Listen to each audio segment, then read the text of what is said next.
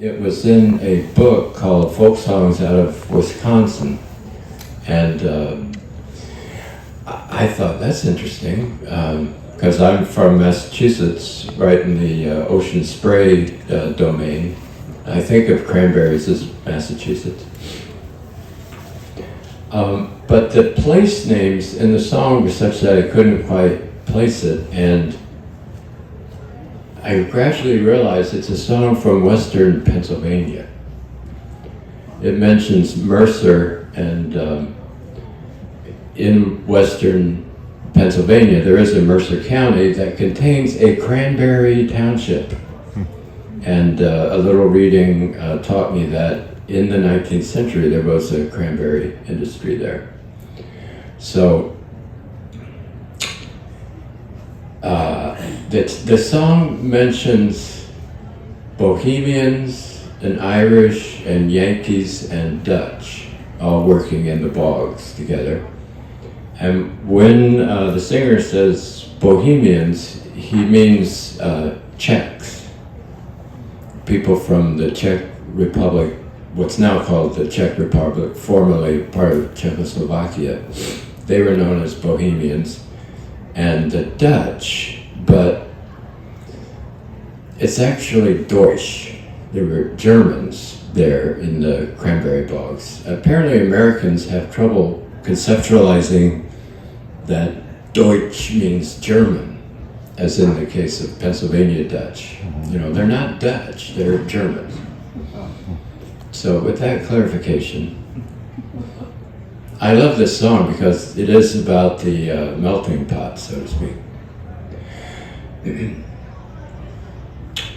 Oh, you asked me to sing, and I sing you a song, how in the marshes we all get along, Bohemians and Irish and Yankees and Dutch. In the cranberry bogs you will find the whole clutch. Did you ever go down to the cranberry bogs? Some of the houses have hewn out of logs. Their walls they are bored, sawn from the pine that grows in the country called cranberry climb. Then all down to Mercer their tickets they'll buy. To all their families they will bid goodbye. For profit and fun their plans to resign.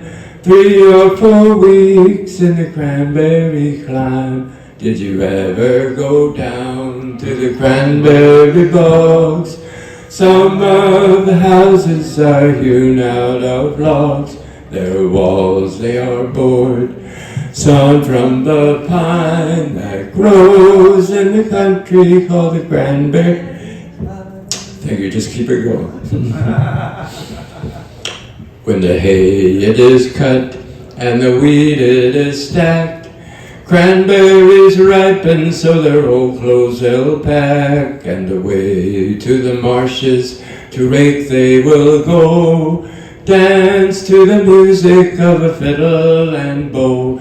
Did you ever go down to the cranberry bogs? Some of the houses are hewn out of logs. Their walls they are bored, sawn from the pine that grows in the country called the cranberry climb.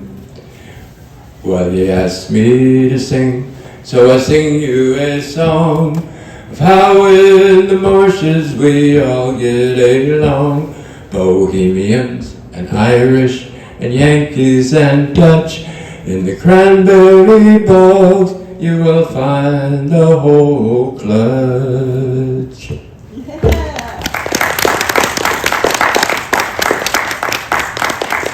All day in the marshes there rakes. I just remember the verse I read. Their rakes they will pull. They feel the best when their boxes are full. And in the evenings they'll dance till they're all tired out. I wish the cranberries would never play out. Did you ever go down to the cranberry bogs?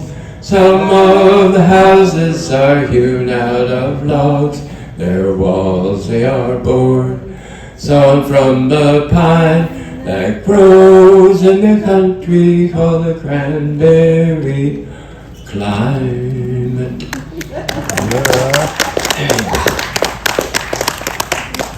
Jennifer Armstrong here knows this song because she recorded it years ago. I'd like to sing you a ballad. You know, nowadays when people refer to a ballad, they just mean a song that deals in emotion. Like when Frank Sinatra sings a ballad, that's what he means. Or Tony Bennett, the late great Tony Bennett. But I'm singing a ballad in the old sense, which is a song that tells a story, usually with dialogue between two, sometimes three characters, and involving some kind of climactic action of some sort. And there's a collection called the Child Ballads, and some people even know what a ballad is, in this sense, think that a child ballad is an old song for little children, but that is not the case. They're called child ballads because they were compiled in the late 19th century by a professor of philology at Harvard College named Francis James Child. But I'll sing you Child Ballad number 1 out of his compilation.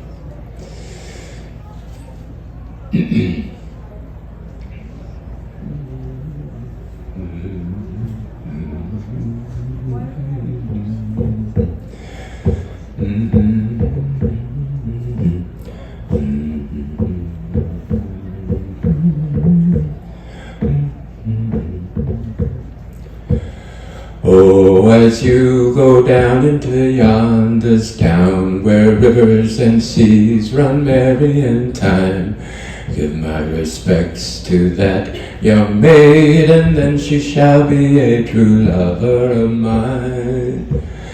Go tell her to make me a cambric shirt, where rivers and seas run merry in time. Never a stitch of needlework, and then she shall be a true lover of mine. Go tell her to sew it with a fine gold ring, where rivers and seas run merry in time. Every stitch a foot between, and then she shall be a true lover of mine. Go tell her to wash it in yonder spring, where rivers and seas run merry in time. Water don't flow there and never's been seen, and she shall be a true lover of mine. Go tell her to hang it on yonder's thorn, where rivers and seas run merry in time. Never been budded since Adam was born, and then she shall be a true lover of mine. Well, as you go down into yonder's town, where rivers and seas run merry in time, give my regards to that young man, and then he shall be a true lover of mine. Go and tell him to find me an acre of land, where rivers and seas run merry in time, betwixt the salt water and the sea sands, then he shall be a true lover of mine. Go and tell him to plow it with a young ram's horn, where rivers and seas run merry in time. Seed it all down with one grain of corn, then he shall be a true lover of mine. Go and tell him to reap it with a sickle of leather, where rivers and seas run merry in time. Bind it all up in a peafowl feather, and then he shall be a true lover of mine. Go and tell that young fool when he's done his work, where rivers and seas run merry in time. Bring me my corn and I'll give him his shirt, and then he shall be a true lover of mine.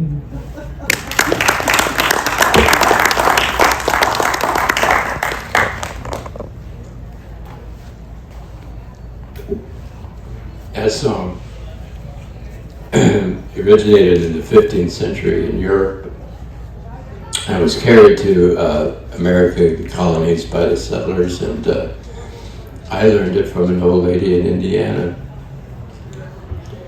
I'll sing another child ballad.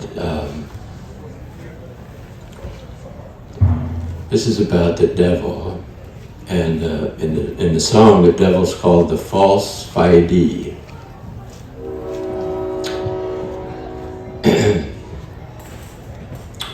Where are you going? Cried the false fide. I'm going to the town, cried the wee boy, and still he stood. And what's that on your back? Cried the false fide. It's nothing but my pack, cried the wee boy, and still he stood. And whose sheep are those? Cried the false fide. All them that has a blue tail, cried the wee boy, and still he stood. There's nary one with a blue tail, cried the false fide. And nary one you shall have, cried the wee boy, and still he stood.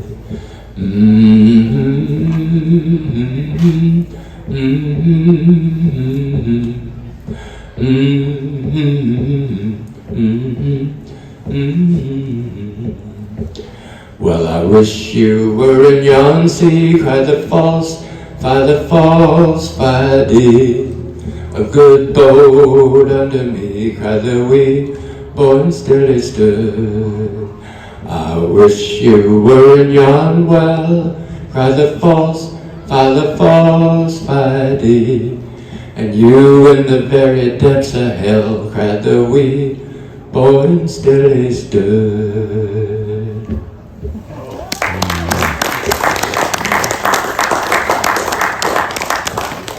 He wasn't taking it.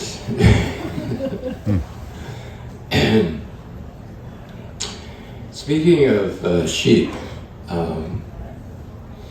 I'll sing an old song, which is kind of a tall tale, exaggerating, lying song called The Derby Ram.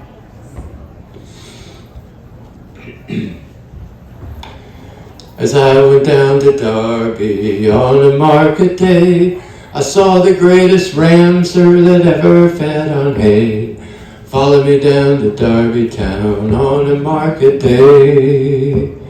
That sheep it had 4 feet, sir, and on them it did stand. Every time it set one down, it covered an acre of land. Follow me down to Derby town on a market day. The fleece upon its back, sir, it reached up to the sky. The ravens built their nests there, for I heard the young ones cry. Follow me down to Derby town on a market day. Well, the horns upon its head, sir, they reached up to the moon. A man climbed up in January, he didn't come down till June. Follow me down to Derby town on the market day. Well, the man who butchered that sheep, sir, was strangled in the blood. Half the town of Derby was strangled in the blood. Follow me down to Derby town on a market day. Well, the man who owned that sheep, sir, was liable to get rich. But the man who made the song, sir, was a lying son of a gun. Oh, follow me down to Derby town on a market day. And if you don't believe if you think I lie, you can go to Derby and see as well as I. Follow me down to Derby town on a market day.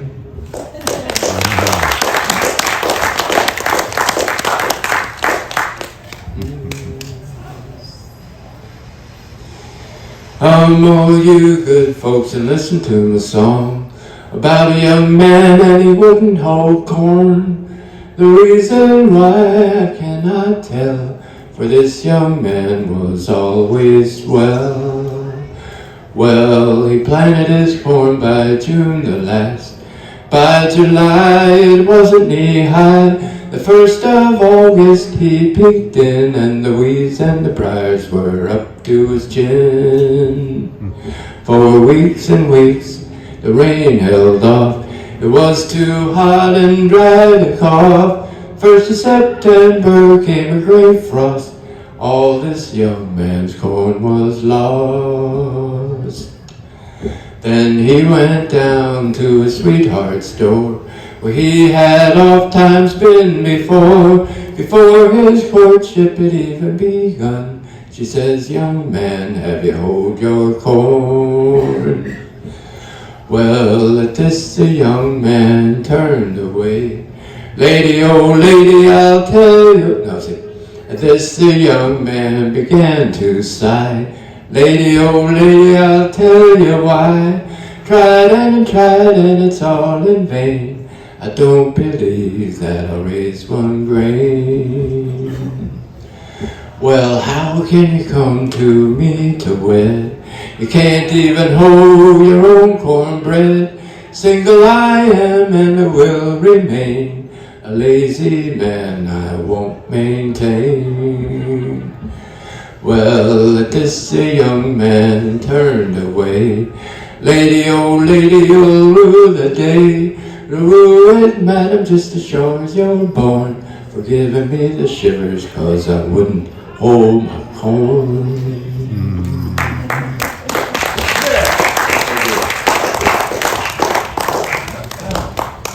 I learned that song from a fiddler in southern Indiana named Kenny Smelser. And his brother was the singer, and Kenny was the fiddler. And I got there to look them up and learn from them right after Vern had died. You know, he had died within a month of when I knocked on Kenny Smelser's door. And he said, well, I know those songs. I just never sang them because Vern always sang them. So I recorded him singing The Young Man Who Wouldn't Know His Corn.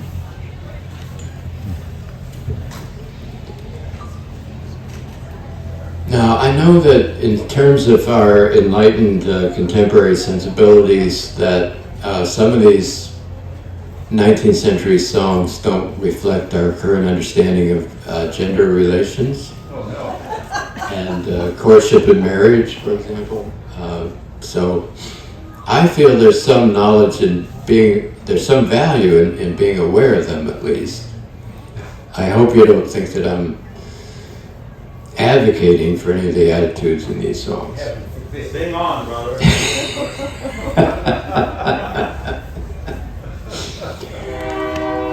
John Roger the miller, he went a courting of late a farmer's fair daughter named Beautiful Kate, who had for her portion jewels and rings, likewise for her dowry 50 fine things. Her eyes were as bright as the stars up above, her cheeks were vermilion. Her cheeks were vermilion, all painted in love. The marriage was hastened, the money laid down. A beautiful sum, it was 10,000 pounds. But Rogers, being greedy, as I do declare, he spied a young horse they call the gray mare. Now a vow to your daughter, I solemnly swear I won't marry your daughter. I I won't have your daughter without the gray mare. The old man jumped down in anger and speed. I thought you would marry my daughter indeed. But since it's no better, thank God it's no worse, I'll pack up my money once more in my purse. And vow to my daughter, I'll solemnly swear, you won't marry my daughter. You won't have my daughter, no, the gray mare. 6 months it's been over, or something above. He chanced for to meet with Miss Katie, his love. He says to her, Katie, don't you know me? If I ain't mistaken, I've seen you, says she. A man of your likeness with long yellow hair. He used to come a-courting. He used to come a-courting my father's gray mare.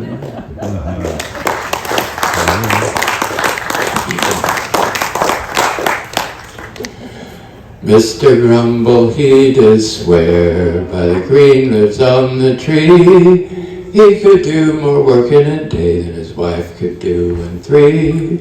He could do more work in a day than his wife could do in 3.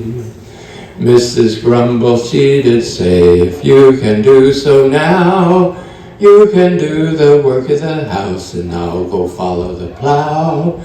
You can do the work of the house, I'll go follow the plow. You must watch the speckled hen, for fear she lays astray. You must spin that spool of yarn that I spin every day. You must spin that spool of yarn that I spin every day. You must feed the little pigs that lay within the sty, and you must milk the muley cow for fear that she goes dry. You must milk the muley cow for fear that she goes dry.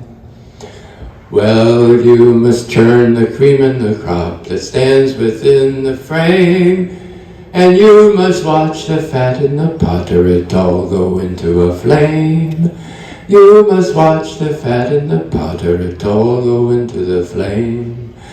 Mrs. Grumble took the whip to go and follow the plow. Mr. Grumble took the pail to milk the muley cow. Mr. Grumble took the pail to milk the muley cow. She reared, she biffed, she hit him a sniff, she snuffled up her nose. She hit him a biff right under the chin and the blood ran down to his toes. She hit him a biff right under the chin and the blood ran down to his toes. He went to watch the speckled hen for fear she'd lay astray, but he forgot that spool of yarn his wife spins every day. He forgot that spool of yarn his wife spins every day. He went to feed the little pigs that lay within the sty. He hit his head upon the rail, oh how the blood did fly. He hit his head upon the rail, oh how the blood did fly. He went to churn the cream in the crock, stands within the frame, but he forgot the fat in the pot and it all burst into a flame. He forgot the fat in the pot and it all burst into the flame. He looked to the east, he looked to the west, he looked up towards the sun. He swore the day was 6 weeks long and his wife would never come.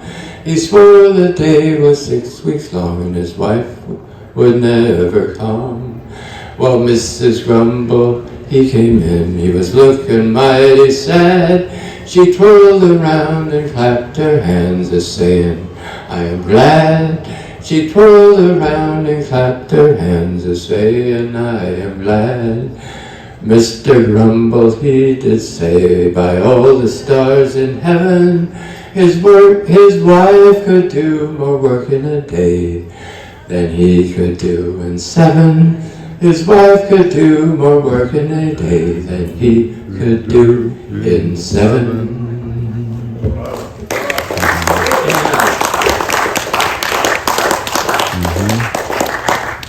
Thank you.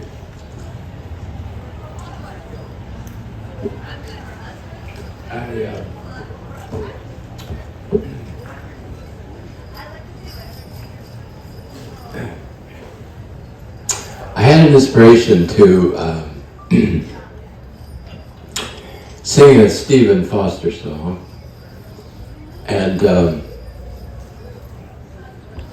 if there's any author, composer these days who is not politically correct, it's Stephen Foster. You can get a whole lot of trouble for singing Oh Susanna or something like that. However, I think this one is fairly unobjectionable. It's called Nellie Bly. And I've never sung it myself, so I typed out the lyrics. But it's really nice about domestic life in the kitchen. And also mentions the banjo, which is, warms my heart. Nellie Bly, bring the broom along. Sweep the kitchen clean, my dear, and have a little song. Poke the wood, my lady love, make the fire burn. While I take my banjo down, give the mush a turn. Hey Nellie, ho Nellie, listen love to me. I'll play for you, sing for you a dulcet melody. Nellie Bly has a voice like a turtle dove. I hear it in the meadow and I hear it in the grove. Nellie Bly has a heart warm as a cup of tea, sweeter than the sweet potato down in Tennessee. Hey Nellie, oh Nellie, listen love to me. I'll play for you, sing for you a dulcet melody. Nellie Bly, don't you ever cry. Never bring a teardrop to the corner of your eye. The pie is made of pumpkin, love, the mush is made of corn. Corn and pumpkins plenty there, laid up in the barn. Hey Nellie, oh Nellie, listen love to me. I'll play for you, sing for you a dulcet melody. Hey Nellie, oh Nellie, listen love to me. I'll play for you, sing for you a dulcet melody.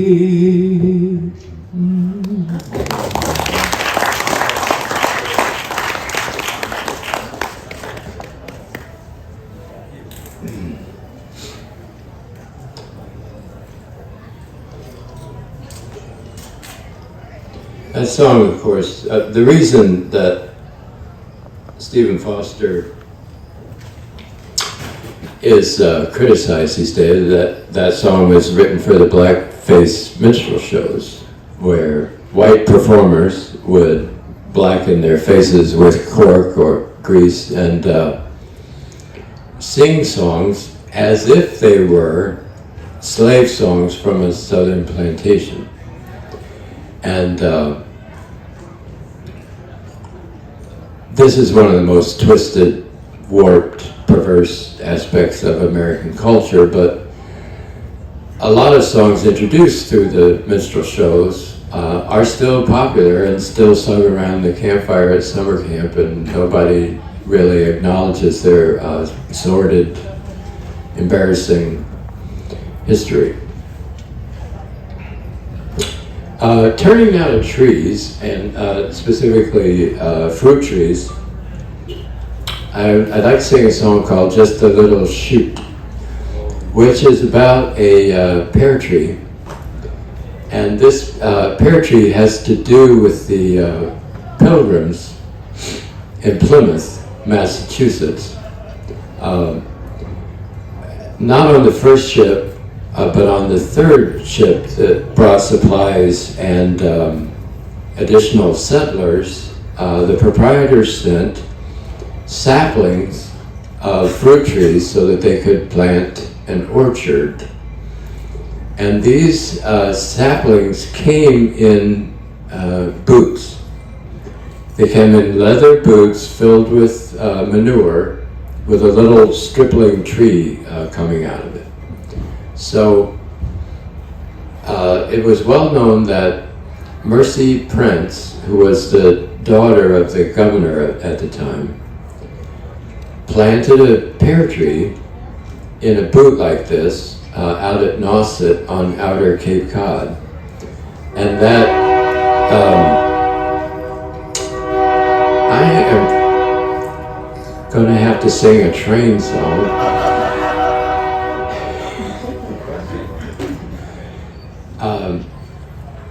That tree bore fruit for 200 years. Wow. That tree bore fruit into the 1930s. And then there was a twig off that tree that was grafted onto rootstock in Harvard Yard at Harvard College. And that pear tree bore fruit for another 80 years or so. So this song commemorates Mercy Prince planting the original pear tree. However, it is from the point of view of the tree.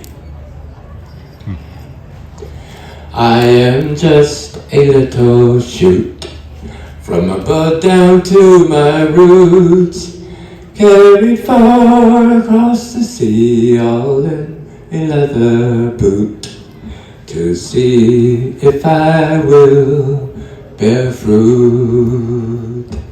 So in this foreign land, come lend to me your hand, set me here beside the sea, all in the Nauset sand, and see if I will bear fruit. For I am just a little shoot, from a bud down to my root, carried far across the sea, all in a leather boot. Mind ye well the cost of the briny cut sea and frost, cover me beside the sea, so that all is not lost, and see if I will bear fruit. I am just a little shoot, from a bud down to my root, carried far across the sea, all in a leather boot. You must make right sure to dress me with manure, water me beside the sea, so that I may endure, and see if I will bear fruit. For I am just a little shoot, from a bud down to my root, carried far across the sea, all in a leather boot. Save me from the deer and the rabbits I do fear, watch over me beside the seas for 6 or 7 years, and see if I will bear fruit. For I am just a little shoot, from a bud down to my root, carried far across the sea, all in a leather boot, to see if I will bear fruit.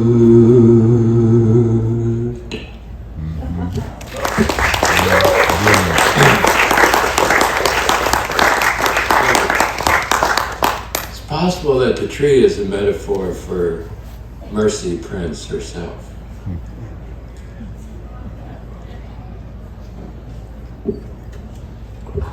If you think about it, she was about 13, so watch over me beside the sea for 6 and 7 years and see if I will bear fruit. She did bear fruit, and all the princes on the Outer Cape are descended from her.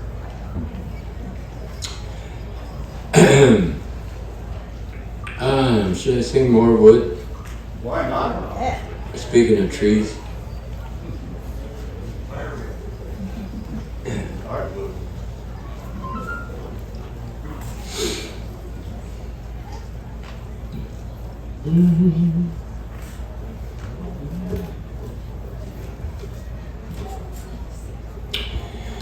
In the fall of the year, when you feel the winter near and the days are clear, it surely isn't good to sit by the fire and want to stoke it higher when you could be cutting more wood. From November to March, the winter winds are harsh on the fields and the marsh.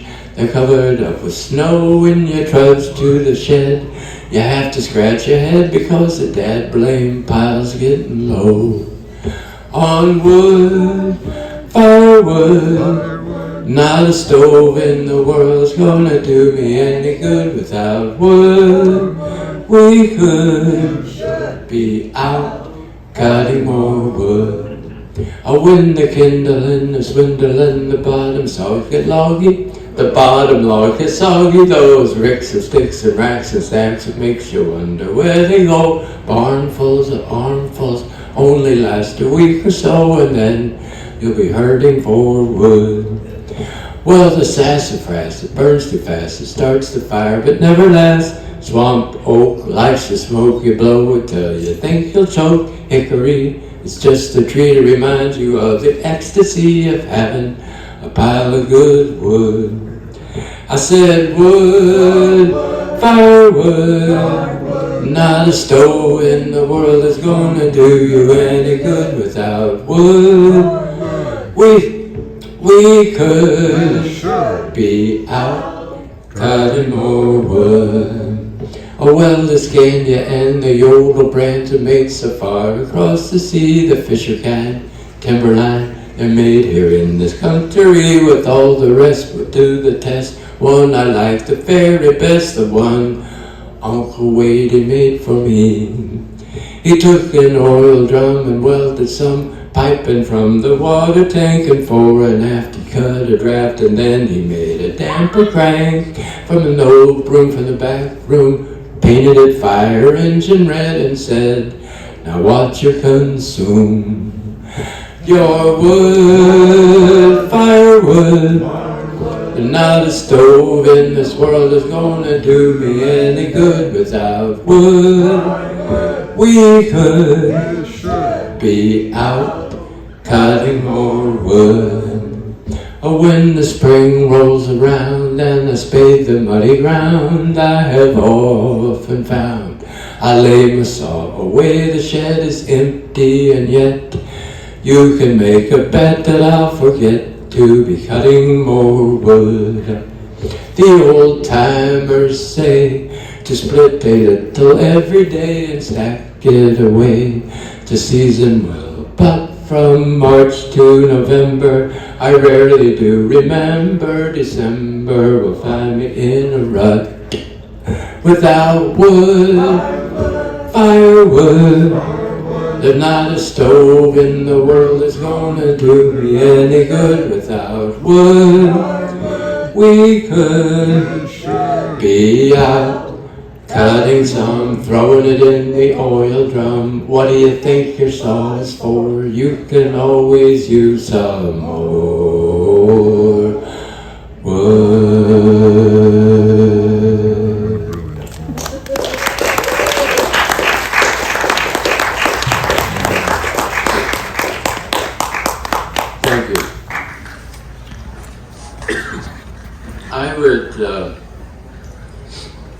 like to close with some Henry David Thoreau.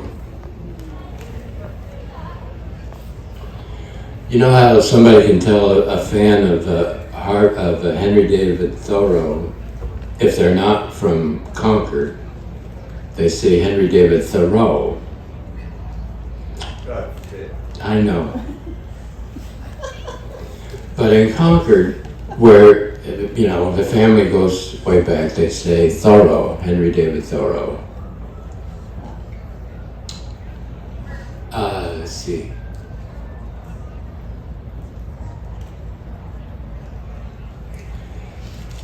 He had a beautiful, beautiful passage in Walden about spring coming in, and like a lot of those transcendentalists, he really anticipated Darwin and the theory of evolution through natural selection. Because what Thoreau was saying was, in the spring, there is just this upsurge, blossoming, blooming, birthing of life, and it almost all dies. You know, only a few survive. Only a few tadpoles survive.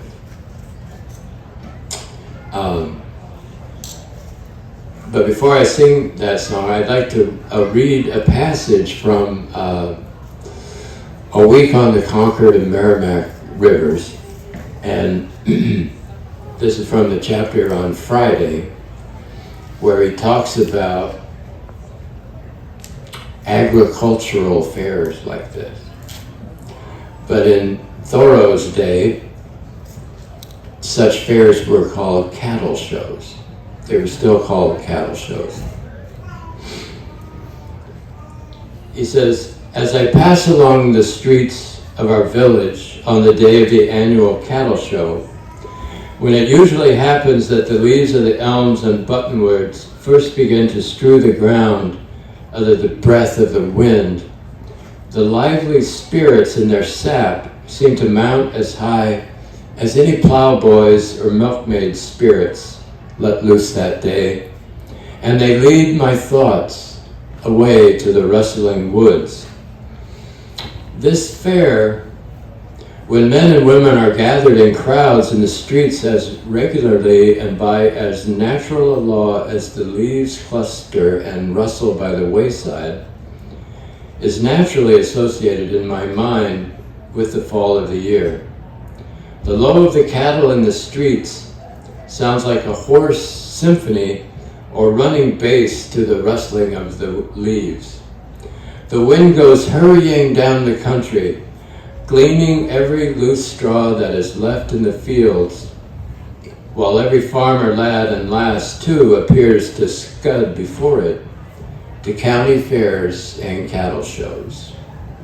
I love these sons and daughters of the earth, with their great hearty hearts rushing tumultuously in herds from spectacle to spectacle, as if fearful lest there should not be time between sun and sun to see them all, running hither and thither with appetite for the coarse pastimes of the day, running with boisterous speed to see the procession of 100 yoke of oxen, all as august and grave as Osiris, or the droves of neat cattle and milk cows as unspotted as Isis.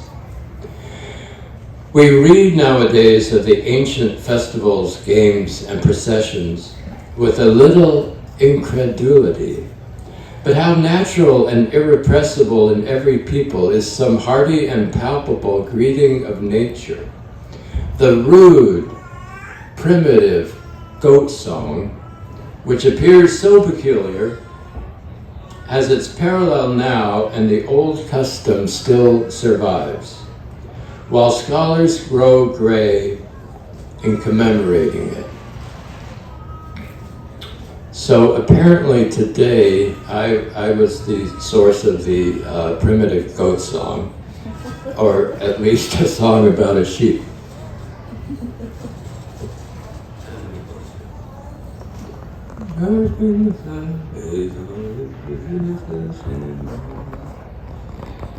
One day in April, I heard a singular rattling sound.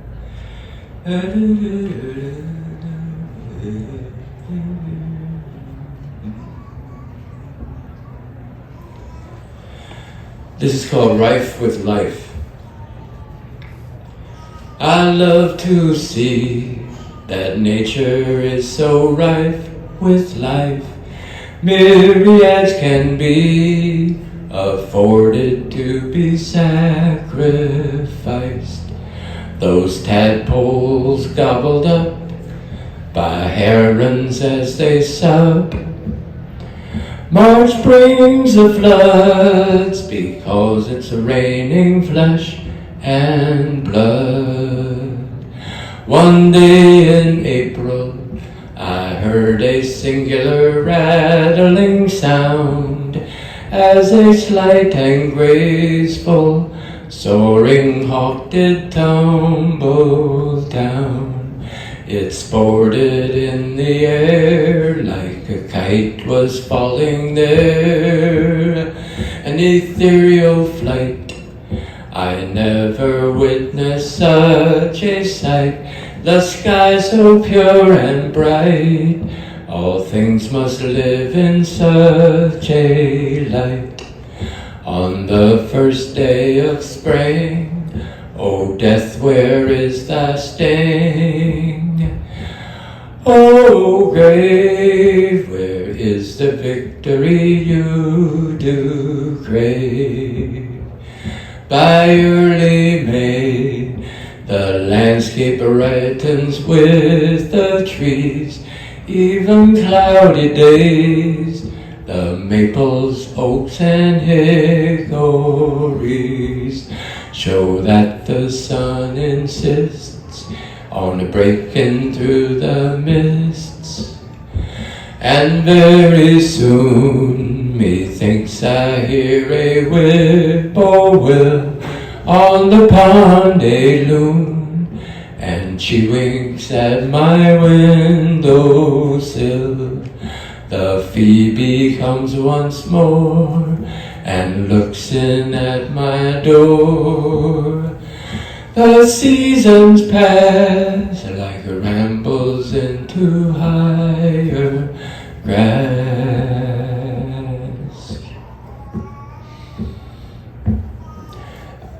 Thank you. I used to think that rambles into higher grass means taller grass. But a little further inquiry led me to understand that when he says rambles into higher grass, he means like in the old days when people would take their cattle up the mountain in the summertime, and they would just chew the fresh foliage all the way up and then all the way down again. That's what he meant by higher grass. Has nothing to do with marijuana either.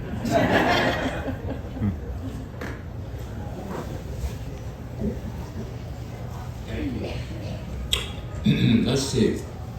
I think I have room for one more. And it occurred to me that I could sing you a Lotus Dickey song. Oh, yay.